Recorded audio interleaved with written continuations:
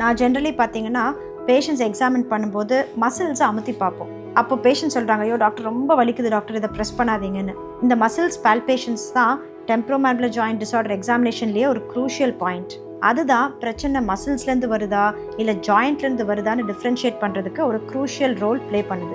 So ஆக்சுவலாக ஒரு patient பார்த்தீங்கன்னா கூகுள் ரிவ்யூஸில் போட்டிருந்தாங்க, ஸோ இந்த கிளினிக்கு போனோம், அவங்க என் மசில்ஸ் எல்லாம் பிடிச்சி ரொம்ப அமுத்திட்டாங்க, எனக்கு ரொம்ப பெயின்ஃபுல்லாக இருந்துச்சு, எக்ஸாமினேஷன் ப்ராசஸே பெயின்ஃபுல்லாக இருந்துச்சு அப்படின்னு. பட் ஆனால் இந்த எக்ஸாமினேஷன் பண்ணாதான் உங்களுக்கு பெயின்ஸ் எங்கேருந்து வருதுன்னே ஐடென்டிஃபை பண்ண முடியும். ஸோ நம்ம எக்ஸாமின் பண்ணுற மசில்ஸுக்கு எல்லாத்துக்கும் பார்த்தீங்கன்னா ஒரு ஃபேன்சி அண்ட் இன்ட்ரெஸ்டிங் நேம் உண்டு.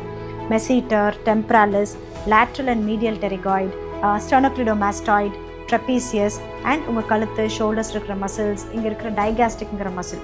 ஸோ இந்த மசிலில் கொஞ்சம் ப்ரெஷர் கொடுத்து தான் நாங்கள் எக்ஸாமின் பண்ணுவோம். அந்த மாதிரி ப்ரெஷர் கொடுத்து எக்ஸாமின் பண்ணும்போது we come to know the root cause.